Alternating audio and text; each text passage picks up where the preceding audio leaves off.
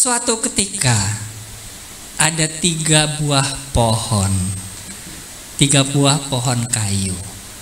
Pohon kayu A, B, dan C. Dia pohon ini, 3 pohon ini berdampingan sejak kecil. Terus mereka ngobrol bertumbuh. Nah, pohon A ditanya oleh pohon B dan pohon C. Pohon A, ya, gitu kan. Kamu kalau besar mau jadi apa? Gitu ditanya. Wah, kita ini kan sebangsa sama, pohonnya pohon keras, kuat. Wah, iya dong. Oke, kalau aku punya cita, aku pengen dipakai untuk dijadikan material mendirikan istana. Wah, hebat bener cita-citamu, luhur banget. Iya dong, pokoknya aku mau makan nutrisi dari tanah yang banyak supaya kayuku kuat, kayuku keras, bisa dipakai untuk mendirikan istana. Yang pertama untuk istana. Wah, luar biasa. Iya, aku mau nanti istanaku jadi tempat tinggal raja. Ya, pembesar-pembesar kota datang. Wah, saya akan hidup dengan penuh kehormatan, dicat-cat yang bagus-bagus, wangi-wangi, ya kan? Aroma semerbak, orang-orang cantik-cantik, gagah-gagah, tentaranya banyak. Bangga, bagus. Terus kalau kamu mau jadi apa, B? Gitu ya. Wah, aku pengen jadi perabot. Loh, masa jadi perabot? Perabot apa? Perabot untuk nyimpan perhiasan. Wah, mahal dong. Iya. Di situ bisa disimpan emas, arloji, berlian, permata, barang-barang yang mahal-mahal. Katanya gitu. Dan pasti wangi parfum. Disimpan lemarinya juga di tempat yang tidak lembab, tidak ada rayap. Wah, pokoknya dipelihara, sering dielap, catnya bagus. Wah, hebat. Kamu bisa dong jadi tinggal di kerajaanku. Oh, bisa. Iya, nanti kita satu tempat aja. Oke, gitu ya. Terus kayu yang satu lagi yang C ditanya, kalau kamu mau jadi apa? No, aku mau kayuku nanti aku mau ditaruh di gerbang pintu kerajaan yang besar, bahkan di menara-menara kerajaannya. Wah, curang lo ya. Mau di tempat yang paling tinggi? Iya dong, aku mau di ujung atas itu aja. Jadi orang tuh, trompet, gagah gitu ya. Oke, ntar kita satu tempat ya, kita kumpul ya, reuni gitu ya. Oke. Tumbuh dewasa. Akhirnya 3 kayu itu dipanen oleh petaninya. Yang kayu A, yang mau jadi istana, dipotong. Wah, mulai diperjakan ya aku. Dipotong, loh kok tipis-tipis, Rek? Loh, istana nggak bakal kuat kayunya tipis-tipis kayak aku. Akhirnya dibawa ke pasar, dijual. Wah, gimana nih? Temennya yang 2 ngeliat, loh kok jadi gitu, Rek? Iya. Terus dijual, ternyata jadi apa? Dijadiin kandang ternak. Dijadiin kandang ternak. Wah, gagal hidupku. Dia bilang, tadinya aku pengen di istana wangi, raja, ini malah ternak, bau kotoran, bau urin hewan ternak kotor, debu lalat, waduh, sumber penyakit. Aduh, sedih dia. Nggak pernah dipikir, nggak pernah dicat. Wah, kotor, ya kan? Hewan-hewan juga nempel-nempel deh, jijik deh.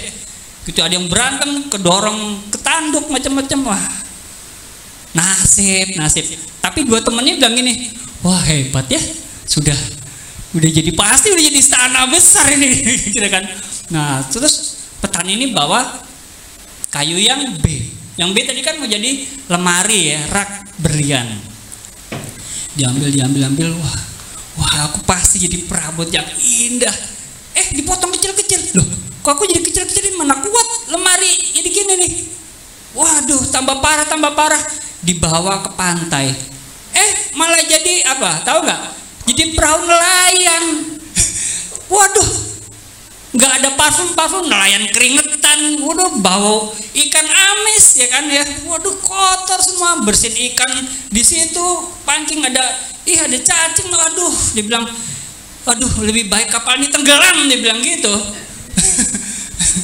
dibilang gitu kan, waduh, gagal ini. Si A bilang dalam hati, wah pasti si B indah hidupnya, gitu ya. Terus si siapa namanya? Si C, wah luar biasa, si A ini udah pasti jadi istana. Terus si B, wah pasti udah jadi lemari, wah pasti dia lagi nyimpen parfum gitu ya. Wah ternyata jadi seret-seret sana sini, kena panas terik, nggak ditaruh tendengan kepanasan, aduh sakno bener. Nah tinggal yang C. Saya dipotong, loh potongnya kok nggak kecil-kecil seperti A, seperti B, dibikin balok gede. Wah pastinya aku jadi tempat menara nih. Wah karena kan balok ya kuat, harus kuat di atas tuh. Tapi ternyata balok itu digeletakin begitu aja, kena panas. Digeletakin di pinggir jalan tuh, loh kok nggak berguna. Waduh nggak berguna. Kalau mau dimasukin dalam proyek istana kan harus dirapiin, dipapras. Nih enggak, malah masih bolong-bolong gitu-gitu. Wah nggak berguna. Tiga-tiganya tidak berguna. Padahal cita-citanya tadi tinggi.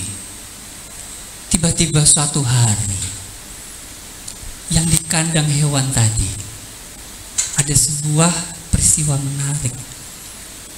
Ada sepasang muda-mudi, tetapi yang wanita hamil.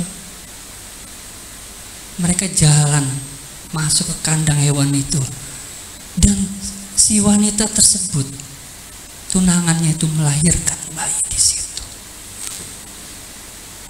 Si kayu itu, loh, waduh Rek, ini ada apa nih? Sana bener nih. Gue pengen jadi istana malah hewan, tapi ini, waduh, ini hidupku kayak apa nih? Gitu kan? Terusannya, waduh, sakno juga nih sepasang ini, sekeluarga ini. Suatu malam datang rombongan, bawa berlian, emas, perak, mur, persembahan dari orang-orang kaya, bajunya bagus-bagus. Terus si kain pikir, wah pasti ini orang penting. Kenapa? Orang-orang yang bajunya, jubah-jubahnya bagus itu sujud menyembah ke anak kecil itu. Siapa ini anak kecil ini? Lalu nggak cuma sampai di situ, ada rombongan peternak, dipikir itu adalah si gembalanya yang punya domba. Ternyata bukan. Itu adalah gembala-gembala dari jauh dari padang. Dia cerita, aku disuruh sini. Di sini sudah lahir raja di atas segala raja. Si kayu tadi langsung terdiam. Wah, aku udah bertemu gak cuma raja manusia, aku udah bertemu raja di atas segala raja. Aku bersyukur. Yang tadinya aku mengutuki hidupku, ternyata jalan hidupku berbeda. Dan aku bertemu dengan penciptaku. Aku bertemu dengan pencipta semesta. Wah, luar biasa. Bapak Ibu, kalau Bapak Ibu berpikir ya, Tuhan membawa, walaupun kita seperti orang buta gelap, ikutlah Tuhan. Walaupun itu nggak enak, walaupun jadi kandang hewan juga, Tuhan mau hadir dengan caranya sendiri buat kita. Bagaimana dengan kayu yang kedua, dengan perahu tadi yang mau tenggelam? Berhari-hari boring, membosankan. Suatu hari ada segerombolan orang naik perahunya dia sore-sore, langsung berlayar. Dan impiannya pun hampir terjadi ketika perahu itu diserang dengan badai dan hampir tenggelam. Orang-orang di perahu takut tenggelam, tapi yang senang adalah kayunya tadi. Asik tenggelam. Sementara orang-orang, aduh tenggelam nih, pada buang-buang air. Ayo jangan dibuang, ayo tenggelam. Gitu. Tiba-tiba di tengah kekacauan, si kayu ini ngelihat di tengah laut ada seseorang berjalan kaki, berjalan di atas air. Si kayu ini baru tahu seumur hidup ada manusia bisa berjalan di atas air. Enggak cuma gitu, manusia itu nyuruh salah seorang penumpangnya keluar dari perahunya. Hah? Serius nih? Dilihat sendiri, orang yang salah satu orang dalam perahunya itu melangkahkan kaki dan berjalan ke arah orang itu. Lalu orang-orang itu melihat dua orang berjalan dan satunya tenggelam yang dipanggil, terus ditolong, dan orang itu tetap berjalan di atas air. Dan orang-orang bertanya, wah, engkau ini Tuhan. Oh Tuhan. Mereka sujud menyembah. Si kayu tadi yang sudah merasa tidak berguna mau tenggelam, dia melihat bahwa dia bertemu langsung dengan pencipta semesta. Dia bertemu dengan Tuhan yang menciptakan dia. Saya mau Bapak Ibu mungkin merasa kita ingin lebih baik ended aja hidup kita. Udah putus asa, mati aja lebih baik. Tunggu, lihat, nanti ada seseorang berjalan di atas air, nyamperin kita, mau masuk ke kita, mau masuk ke perahu kita. Orang itu bilang, hai badai, tenanglah, langsung tenang. Si kayu ini pun tambah terderajat. Ini adalah raja di atas segala raja. Nanti sebentar lagi Bapak Ibu akan melihat mujizat, dan Bapak Ibu mau tidak mau akan dipaksa oleh Rohmu untuk bilang, ini raja di atas segala raja. Bagaimana dengan balok yang ketiga? Yang dibiarkan kena panas, gak dirapiin, gak dipapras. Suatu hari dia bermimpi, kapan aku mulai dikerjakan sebagai istana ini? Kapan ini? Oh, nanti ini pasti nih. Karena apa? Karena orang-orang mulai banyak datang. Orang mulai banyak datang, ya kan? Mulai banyak datang, dan orang-orang nih didengar, wah rame, wah pasti ini ada proyek pembangunan istana, gitu ya. Wah senang ini. Ini pasti para pegawainya ini. Tiba-tiba di sampingnya dia jatuh seseorang. Dilihat, siapa ini orang ini? Mukanya hancur, tubuhnya terluka, kulitnya robek-robek, hancur, matanya hampir buta. Dan dia dipaksa untuk mengangkat kayu itu. Si kayu berpikir, loh orang udah lemes gini, ngangkut mana kuat, ngangkut aku gedenya gini. Benar juga diangkut, dan berkali-kali orang itu jatuh, dan kayu itu menimpa orang itu berkali-kali. Si kayu berpikir, waduh janganlah, kesian nih orang ini. Tiba-tiba ada seseorang bilang, hei Simon dari Kirene, ayo angkut kayu nih.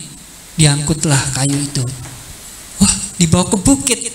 Wah, pasti aku jadi menara di sana. Ternyata orang tadi tiba-tiba dipakukan, disangka wah ini mulai dikerjakan sebagai menara. Ternyata enggak. Orang tadi dipakukan di kayu itu.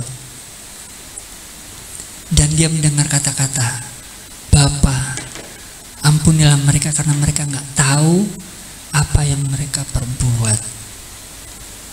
Kayu ini terdiam, dia bilang, orang ini sudah disiksa, tapi dia masih bisa mengampuni orang yang menyiksa. Wah, ini siapa ini? Bahkan ketika Yesus menyerahkan nyawanya, langit langsung gelap. Lalu terjadi gempa bumi, dan ada seorang panglima berteriak, sungguh dia anak Allah. Kayu itu baru sadar bahwa orang yang dipakukan di dirinya itu adalah Tuhan, Raja segala raja. Saya mau kita, walaupun kayaknya kita nggak berguna, kita nggak diproses apa-apa, tunggu, Tuhan akan menempel, nggak lepas dari kita, akan menyatu dari kita. Ayat tadi Pak Endro.